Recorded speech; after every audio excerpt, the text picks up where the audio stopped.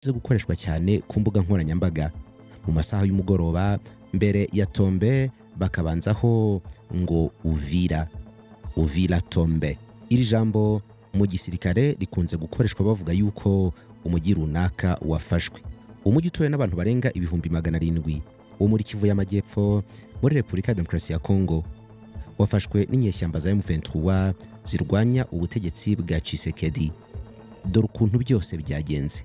Guhera saa 9 z'igicamunsi cyo kuwa kabiri, imbuga nkoranyambaga za X yahoze ari Twitter zegamiye kuri AFC M23 zari zatangiye kwemeza yuko inyeshyamba zamaze kwinjira mu mujyi wa Uvira, ariko ku manywa yose uyu mujyi ngo wiriwe mu gisa n'igihirahiro. Ingabo za leta ya Kongo na Wazalendu zihungana n'abasivili.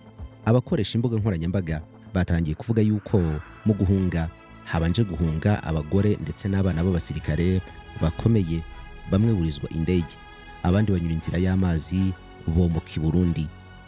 Nagize amatsiko mvugana n'umwe mu banyamakuru bakorera Uvira, ambwira yuko abaturage baho bamubwiye yuko umujyi ngo urimo umwuka udasobanutse neza. Mu kanya kamwe ngo bumvaga ibibombe bike bituritse, ubundi imirimo igafunga ikongera igafungura.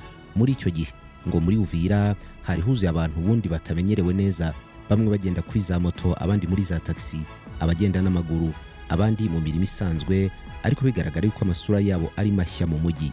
Ubwo erega harahagana saa 9 z'igicamunsi. Mu gihe ibyo byavugwaga, ikinyamakuru cyitwa Actualité CD cyaje gutangaza yuko imirwano irimo ibera mu marembo ya Uvira yatumye abantu barenga ibihumbi 20 bose bahungira i Bujumbura umunsi umwe.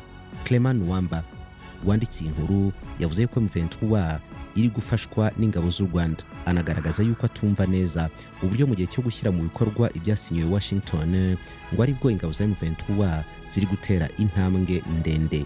Uyu Clement Nwamba asanzwe yandika inkuru ati badufunze twa turi kwambuka ku mupaka kugira ngo ujye gusaba akajeto. Sasa tunafika pale ariko tuhageze tukavuka turambuka, nikasema gisi tunafika pa Nevere, acha tufike tunde tuangaliane. Twahageze saa moya, ariko no kugira ngo wambuke nabyo ugomba kubisobanura.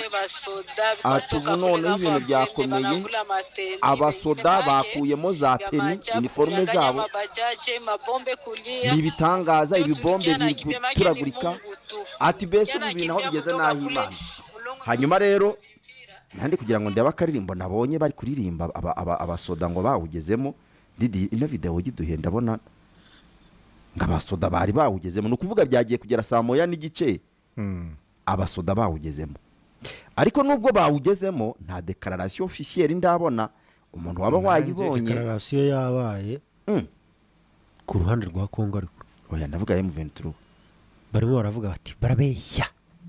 Ku ruhande rwa Kongo baravuga bati turagenzura Kongo. Jean-Jacques Plus je bari kuvuga ko bari kugenzura na za ya Ruvungi maze iminsi 2. Bari kuvuga ko bari kuyigenzura, ariko ngira ngo urwo n'ururimi rw'ubutegetsi bugaragaza ko bari kugira abarema agatima abaturage. Ariko burya igihe